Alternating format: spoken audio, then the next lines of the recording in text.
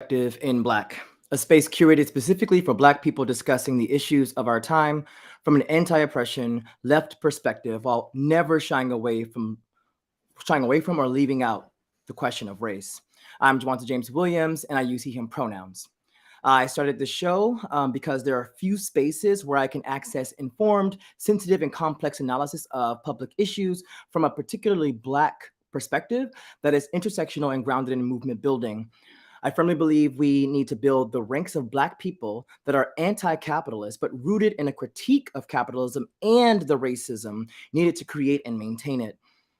There are few relatively Black, queer, feminist, leftist voices challenging the hegemonic control that right wing white supremacist conservatives have over the dominant narrative.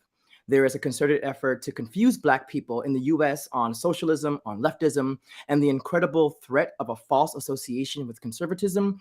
And I think a rising tide of fascism and just so much happening in this country.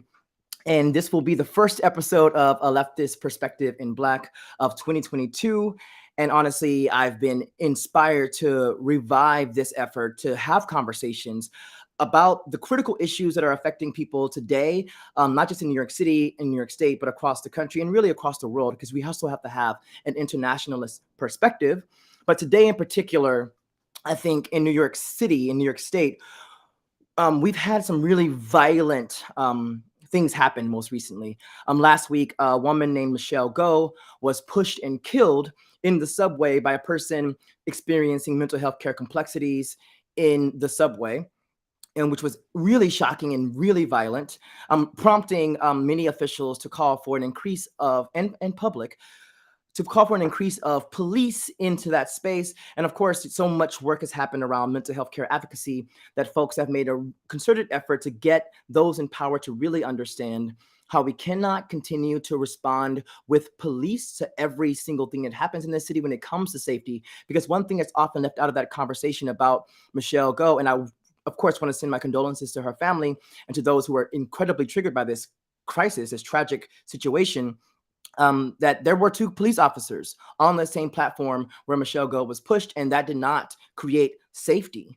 So we have to ask ourselves some fundamental questions. And then, of course, also condolences to the families of two NYPD officers that were killed this week or last week and this week on Sunday from being shot. And that has also prompted a mass response from the establishment in particular that leads heavily upon a police response to rising gun violence. These are legitimate concerns. But I do think that it is cause for extreme alarm for many activists, for many organizers, for many folks that are engaged in, efforts to produce and maintain safety, not just for some people, but for all people. And I can unequivocally say that the police do not generate and maintain and create safety for the vast majority of Black people. And I would argue most people. And we have to really get away from this idea. So I just wanted to make a few points about why it's so important that we're all thinking about this and holding the complexity that we need to respond not with violence to meet violence, because that doesn't make sense, but we should respond to violence in a multidimensional, comprehensive perspective that, number one, continues to humanize all people. So today, you'll see the New York Times wrote about it on the screen that the new mayor of New York City, Mayor Eric Adams, has released a blueprint to end gun violence. And of course, I just have to say that there's nothing new about this kind of plan, this orientation to responding to violence in communities. And I think that it is cause for extreme alarm because, number one, I did a Control F or a Command F quick search function on a desktop to look through this document. And the first thing that I looked for, I searched for key terms like race, class, gender, sexual orientation, what neighborhood people live in, because I fundamentally believe that you cannot solve any problem without a comprehensive analysis that is considering all of the things and all of the people that are going to be impacted, because we have to operate from an equity perspective and equity lens. And I think that a blueprint in gun violence that does not account for race, for class, for gender, for sexual orientation, for mental health status, for ability is at best negligent, and at worst it is part of the problem. So I think that you'll see a lot of work coming soon from advocates, from activists, from those who are progressives like Tiffany Caban in the city council, who actually has the kind of public safety plan that accounts for the nuances, that holds the complexity of how we're going to govern ourselves, how we're going to generate and maintain safety for people all across New York City and across New York State. And I think, again, any leftist, any progressive, we have to hold the complexity that there is real violence that we have to respond to. But I think that from a sociological perspective, oftentimes leftists, those of us that are critical of capitalism, those of us that are critical of neoliberal frameworks, and by neoliberal, I simply mean folks like politicians, and this is Democrats, Republicans, or whomever, who believe that there is nothing fundamentally wrong with the structures of U.S. Government. There's nothing fundamentally wrong with the institutions that govern our lives through this American democracy as a project. It's a project, remember, an experiment. Like, how do we achieve democracy? Because, of course, democracy is an idea that we are striving for always. And most of the institutions that we have built in this country, that many have built in this country, I should say, are supposed to be oriented towards achieving democracy. But oftentimes we all know that because of capitalism, because of the profit motive, because of the cultures of violence that arise because of an anti-Black racism that only exists because whiteness only exists for the sole purpose of domination, for the controlling of capital. And these bigger ideas ultimately have immediate direct effects, especially on vulnerable people. And I think that this blueprint to end gun violence, by not taking into account the unique experiences and needs of a vast majority of people, low-income people, working people, poor people, people who are Black, who are brown, who have different relationships and are perceived differently by authority organizations like the NYPD, which again is an institution that we can always augment, that we should be augmenting, that in a democratic experiment, we're supposed to be the bosses of the police. But oftentimes we find that that is not the case. So it also brings me to this question about how in 2020, where we saw more people take political action in the streets than ever before in recorded history, in American history. So that means all of the movements, that's the civil rights movement, that's the voting movements, that's the women's movements, that's the LGBTQ movements. More people took direct action in 2020 under the provocative banner to defund the police than ever before. Yet in New York City, the following year, we elected a former police officer to lead the to lead our city, to lead our democratic experiment in New York City. So Mayor Adams, a former police officer, is now our mayor.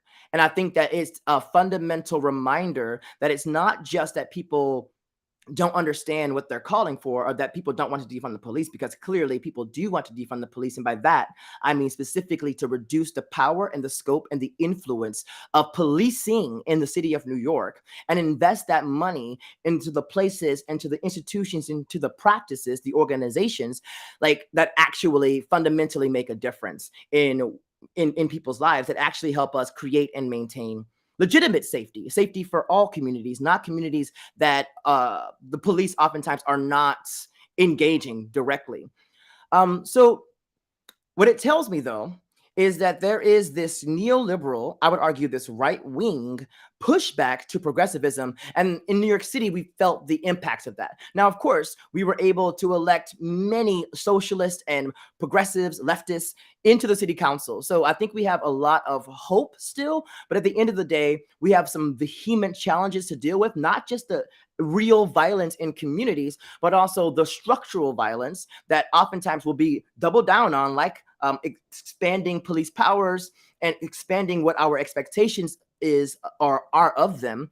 And I think that we do have to mount a defense of communities. And I anticipate in the coming days and weeks and months and ultimately years, we will have to build political power continually. We will have to organize in ways that I wish we did not have to organize to respond to this police violence, because oftentimes people, forget what led so many of us to call for a defunding of the police in the first place, that has led so many of us to critique the fundamental structures of this society, to become abolitionists because of the leadership of people like Angela Davis, because of the leadership of people like Ruth Wilson Gilmore, just so many, I would argue, radical Black queer feminist thinkers, but also people that are engaged in community, people that are actually interested in actual safety, genuine safety. I often say that leftists, principled leftists, socialists, anti-capitalists, we are so concerned about safety that we're abolitionists. We're so concerned about community safety and community relationships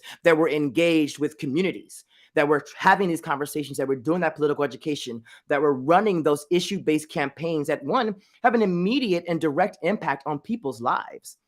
So, in short, the mayor's blueprint to end gun violence is more of the same, and we need something vastly new. Neoliberalism is not progressivism. We want people that are interested in augmenting the fundamental structures, the cultures, the socio-political framework of the society to actually achieve equitable outcomes, like that responds to the nuance, to the complex, and to the realities of what it is that we're trying to do, engaging in a democratic experiment where we're trying to create an egalitarian city, state, country, and society. And really, one of the things that I really wanted to point out here is that we've got to be thinking much more complex about how we're going to respond to violence, actually examining what are the root causes of violence in the city of New York, in the state of New York.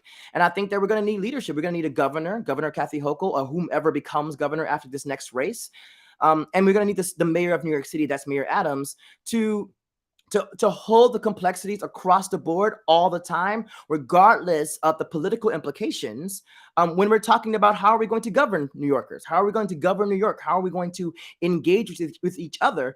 And I think that we cannot have a conversation about safety inside of subways, or we cannot have a conversation about gun violence and not have a conversation about mass homelessness. So, one of the biggest things that, I work with at the organization that I work for, Local New York, is really thinking a lot about how do we hold the complexity of what is homelessness, and what are the impacts of homelessness, and how are we going to really be able to address that issue. And I'm oftentimes frustrated that not more people understand that if we really want to craft public policy as it relates to housing that is comprehensive, that is nuanced, that actually responds to the crisis, we've got to center those experiencing street homelessness.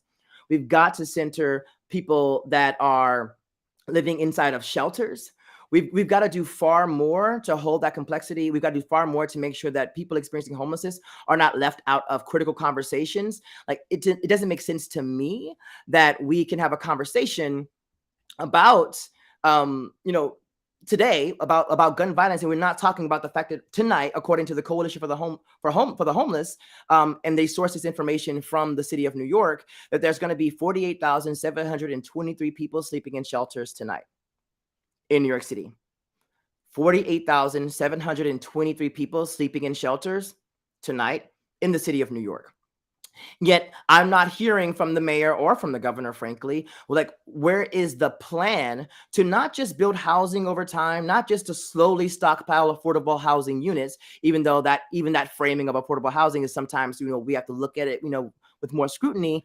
But where's the plan to rapidly rehouse the 48,000 people that are going to sleep in shelters tonight into permanent housing? Not everyone needs supportive housing. Some people do. We got to make sure that that's available too. But the vast majority of people experiencing homelessness in New York City and across the state, which I will add, is around 100,000 people. And that's just documented.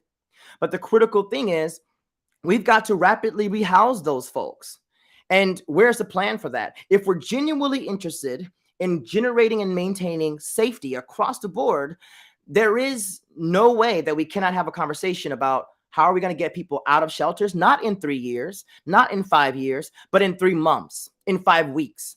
Where's the plan for that? And there's a lot of legislation, a lot of promising pieces of legislation that I think are, up for debate right now in Albany, like the Housing Access Voucher Program, like Honda, because the fact is people just need help paying the rent because the rents are too high. So until This state and our movements and the vast majority of New Yorkers are committed to maximum rent caps, are committed to removing housing from the market powers in the first place.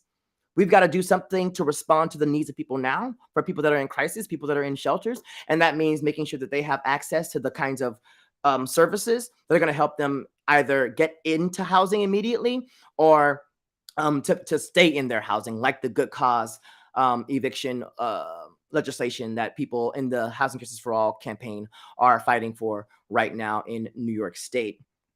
And finally, I also want to uplift some really, really exciting news about when we respond with love, care, and compassion to very real problems in our communities. We oftentimes have much more viable, much more socially acceptable outcomes that, frankly, are saving people's lives. And now I really want to point to the fact that we have 2 overdose prevention centers operating in the city of New York right now. And today, a report came out that these sites, there's 2 sites, have already saved over 100 lives, reversed over 100 overdose potential overdose deaths. And this is a crisis issue. So when I'm talking about gun violence, public safety, and I'm talking about homelessness, and I'm talking about substance use, I'm not suggesting that everyone who uses drugs is creating a safety problem. I'm not suggesting that those experiencing homelessness, even those experiencing street homelessness with mental health care needs, are somehow the problem, because they are not. That is the issue. And I want to make it clear that if we want to create an egalitarian society, we should be implementing the kinds of evidence-based solutions to the problems that we're experiencing. One organizer said it so simply years ago, that the answer to homelessness is housing, period.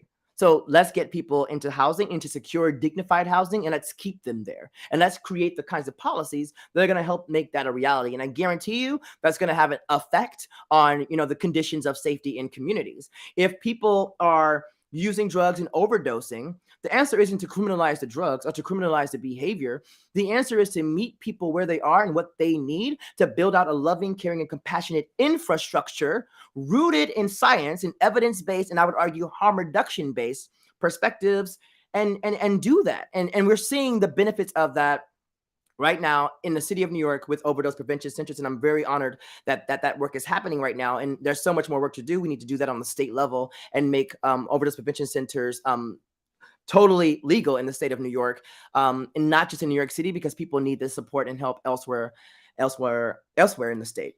So those are some really key takeaways that I really hope that people can hold and remember, that we're going to have to hold both any mayor, any council member, any governor, any assembly member or senator to account, that we want you to operate from frameworks, from a political orientation that, number one, humanizes people, that does not depend upon anti-Black tropes, that doesn't depend upon the kinds of institutions and the kind of cultural practices that we know for hundreds of years have maimed, killed, destroyed, and prevented Black people from thriving. And by preventing Black people from thriving, you are preventing most of us from thriving. Thank you.